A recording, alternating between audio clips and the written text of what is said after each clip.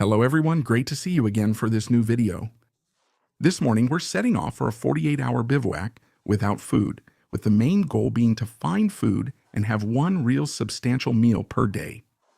Last night I prepared my gear, the topography, the main routes, the secondary routes, and the contingency plans, etc. I'm heading out with forest-oriented gear, a 30-liter backpack loaded with about 10 kilograms of base weight. So a quick inventory of the gear now. So here, a machete knife from Kabar BK. 9 here, the small Mora knife. Here, the pocket boy saw, gloves for moving around in the forest, especially lined with Kevlar.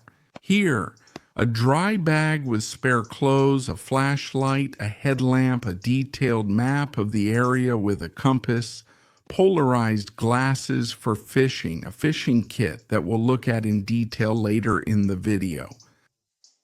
Here, a fish spear. Here, a first aid kit that also contains water purification tablets.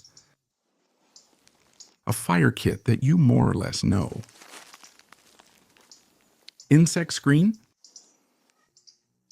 Mosquito repellent, but also tick repellent. Important.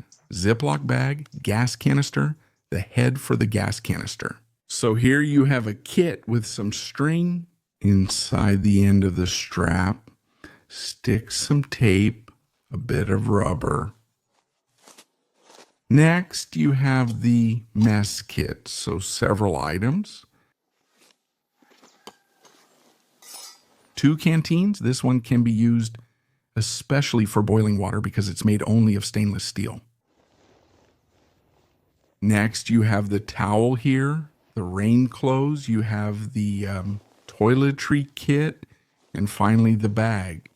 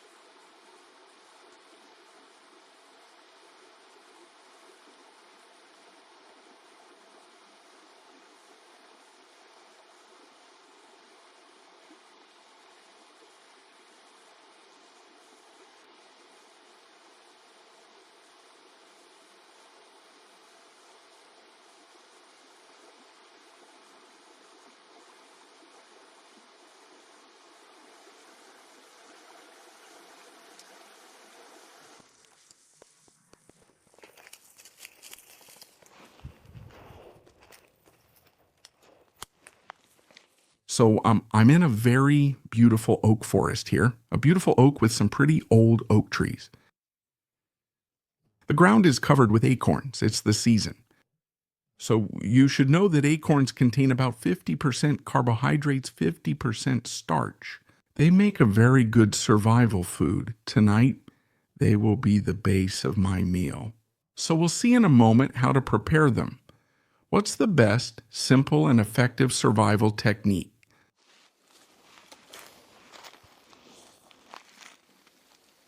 So here is an interesting plant.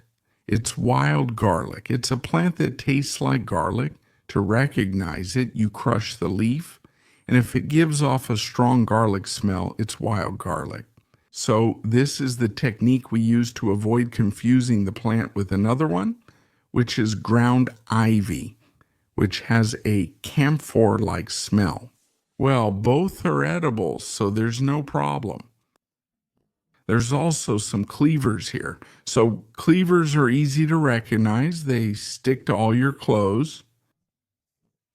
It's a bit tough this season. Obviously, it's not fresh at all. I'll take a little anyway. We'll see. Also, cleavers is a plant that can be eaten raw or cooked, which has flavor, no bitterness. So it's interesting too, full of vitamins. Now I'm going to set up the bivouac. Here, I'll skip the usual steps for searching and preparing the site, which you already know. If you follow the videos, then it's a tarpe technique that I'm going to use today. Very simple but waterproof. So that's also part of the setups. The most discreet and fastest, so I always prefer setups with the built-in ground sheet. Let's see how I set it up.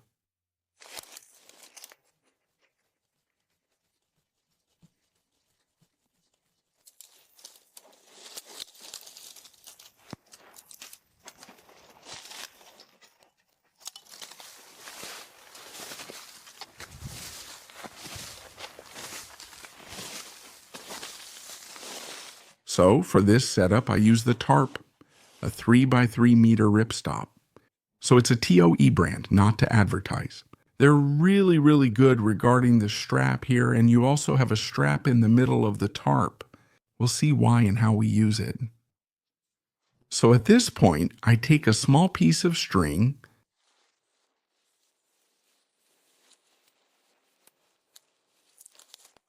really just a minimum size. You could use a long piece of string too, but there's not much point in that, depending on the orientation of the shelter and the vegetation. So now I'm starting. We're going to use 3 stakes. So at the corner, I put a stake, one here, and another one at that corner there. And finally, one last stake here on the strap that's in the center of the tarp. Next, you'll need to adjust it on the right and left and fold the inside well under the tarp, which will serve as a ground sheet. For the inside now, spread the tarp out well so you can protect yourself from the ground. And for the fold, I'll show you 1 or 2 tips. So, to protect yourself a bit better when there's heavy rain, you use a stick,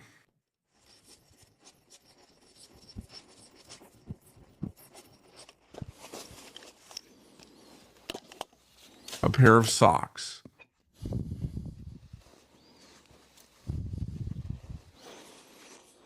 so as not to damage the tarp. There you go.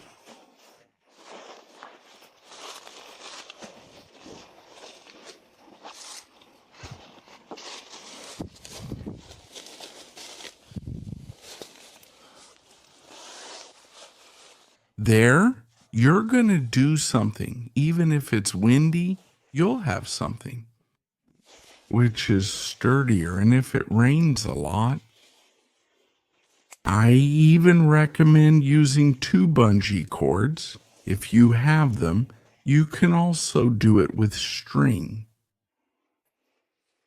Bungee cords are pretty good. They let you make real gutters.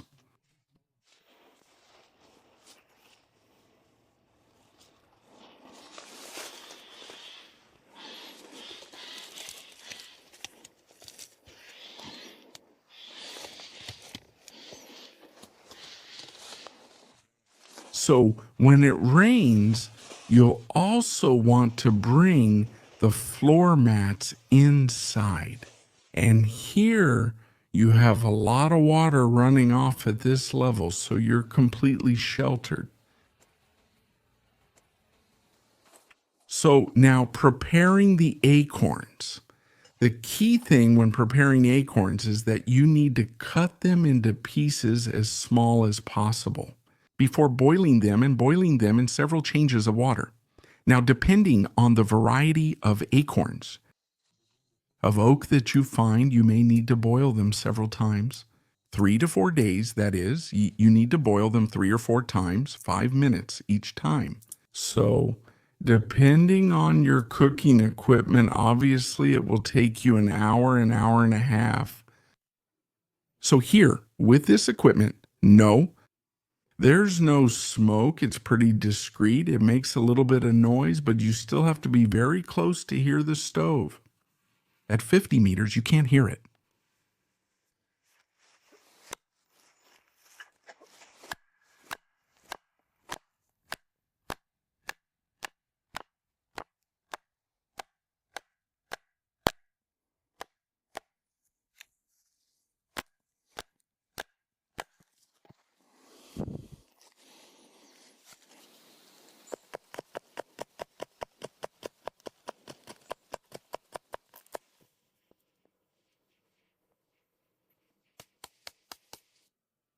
So, regarding the setup of the tarp that you see here, it's one of my favorite setups.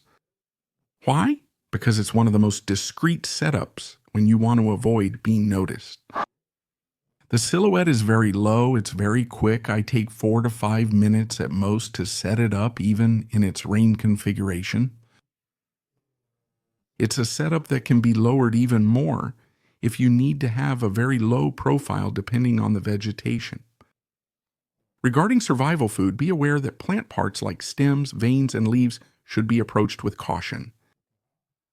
Will be the equivalent of green vegetables. So it's going to be rich in salt minerals, vitamins, and fiber, but on the other hand, it's going to be very low in calories. That will be the easiest to collect in nature. Obviously, there is a great variety and abundance, but that's not what will interest us the most for occasional use in survival situations. That's why we'll gladly focus on foods rich in calories, rich in starch. Here, like today, acorns. So let's take a look now at the fishing kit I brought, how it's made and what's inside. It's a set of polyvinyl chloride parts. You have caps that are glued on, caps, you even have a sleeve here that forms a spool and has been slightly flared with a heat gun. Let's examine the contents. Pre-rigged lines. So, with different types of hooks, there are even sperm hooks.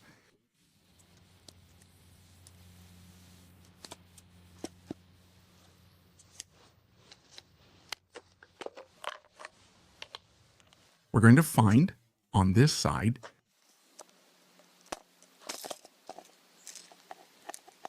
a multi-tool is always useful for fishing, with the pliers, the small pair of scissors, etc.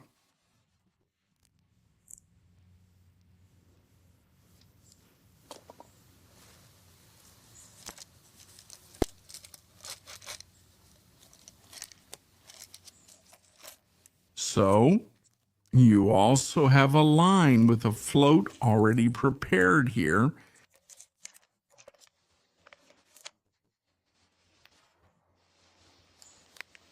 Already weighted, so it's faster. When you're on site setting up the split shot weights, you get lost. Here's some big hooks for live bait, possibly.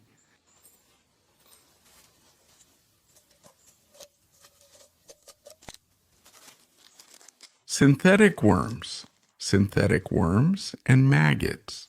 That can also be interesting when there's nothing on this drone to do some tests. There you go. And you also have a small spool of fine SPR thread in the same way. Here you have the famous spool that we'll use most of the time. So it's easy to launch and it's easy to bring back, that's it. So obviously, depending on the type of fishing you do, you'll be better off using certain elements or others. So for the making here, it's scrap in order to have good adhesion.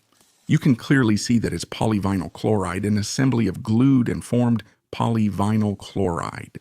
And here, then, it's a sleeve that was formed on the neck of a bottle in order to flare it out a little, to create the spool.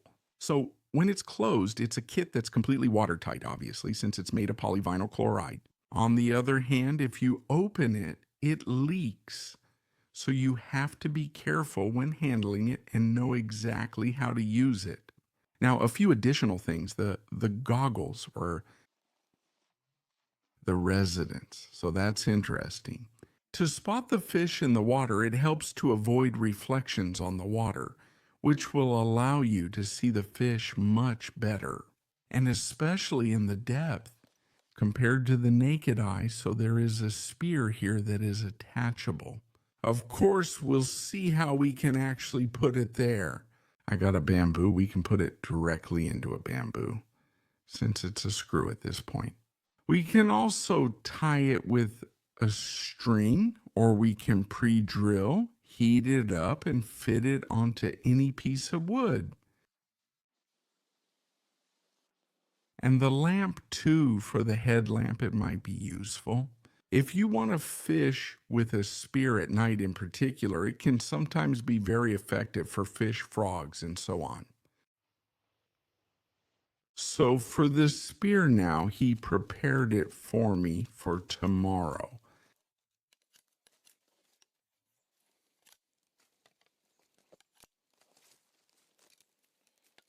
Tomorrow I will head to a wetland area with a stream and a river.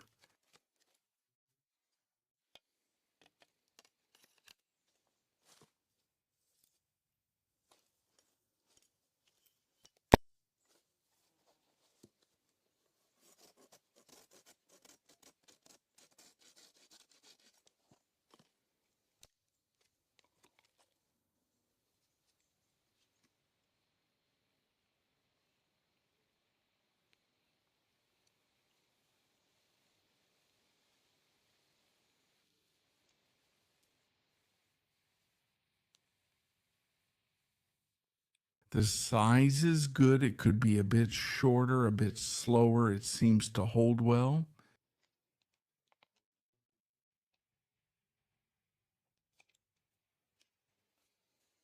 You can attach a string to it to make a wrist strap if you're afraid of losing it in deep water.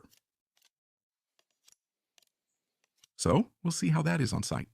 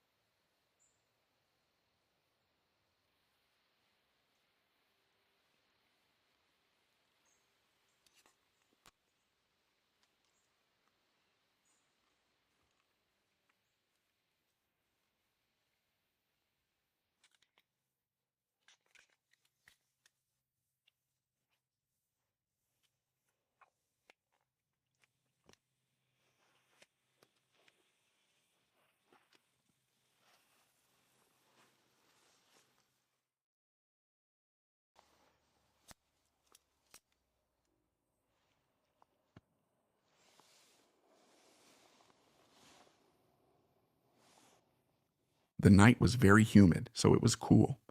This morning, I'm making myself a tea with hawthorn water.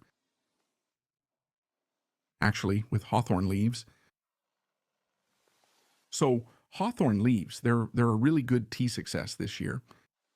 You have to boil them. You have to boil these leaves until you get an orange-colored liquid. That's when it's good to consume.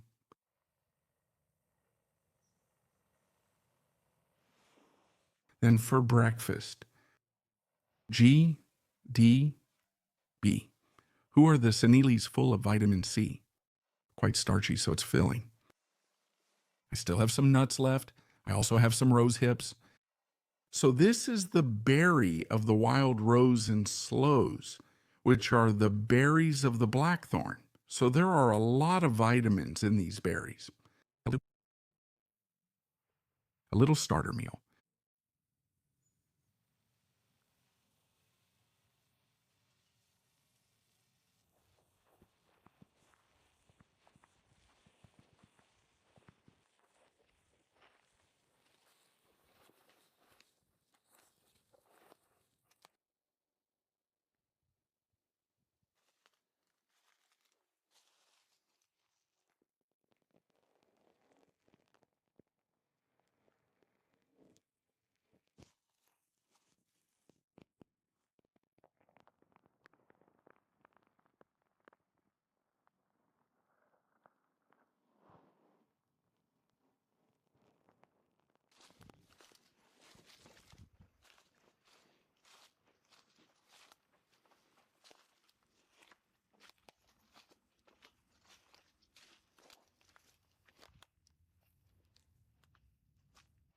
So for catching fish, if you don't catch anything quickly enough, change your spot, then change your fishing techniques.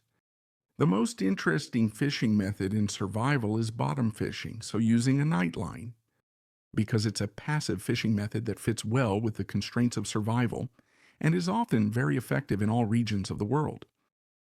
So, you set them at dusk, you lay the night lines, and you pick them up before dawn usually, which I won't do here since I'm on the move. So, you'll get very good yields, especially on stormy and dark nights.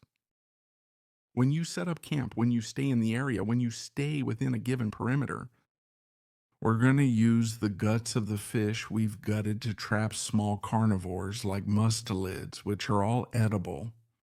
So weasels, badgers, martens, which are very common throughout our territory. So with good trapping, it works every time during the night. The smell is so strong. So when it comes to gathering protein, I tend to focus on bodies of water. So let's say in a survival situation, if you have bodies of water nearby, let's say, about 70% of animal protein comes from bodies of water. So to wrap up the comments about fish, it's a very good source of protein, fats, and vitamins. Easy to collect. As we've said, there's a rule you should know. All freshwater fish on the planet are edible. However, there's one exception when you're fishing in tidal rivers. You can find sea fish in those places, especially in large estuaries.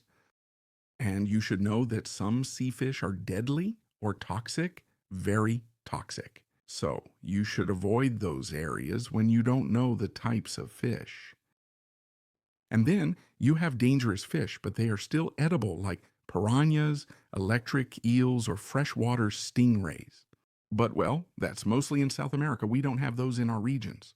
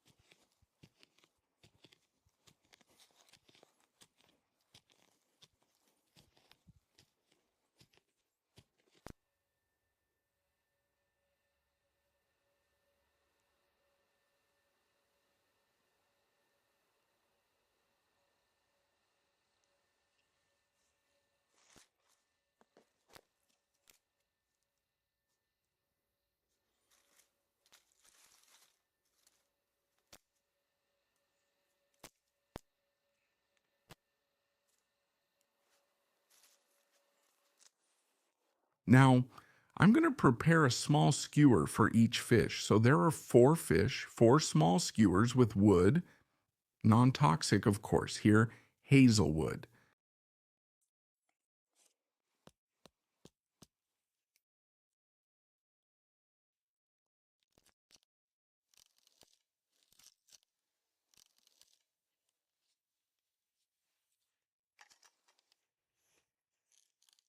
So the technique for splitting a stick in half properly, I showed you that in a previous video.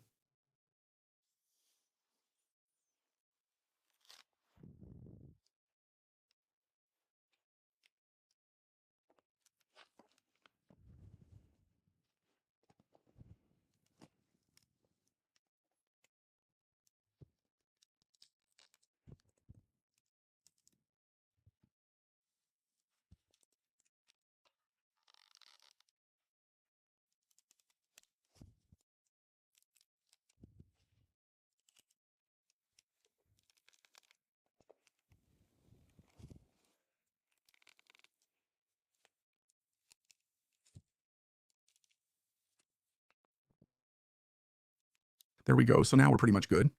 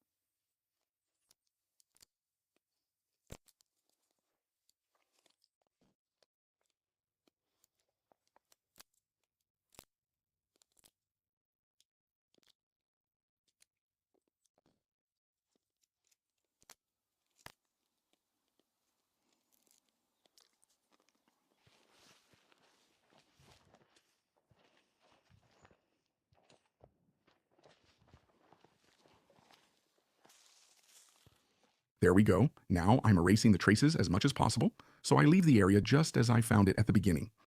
So I made a fire that is now completely out, totally buried and extinguished. Obviously, this isn't the most discreet thing, so it's better to clear the area as quickly as possible now in order to stay stealthy while moving around.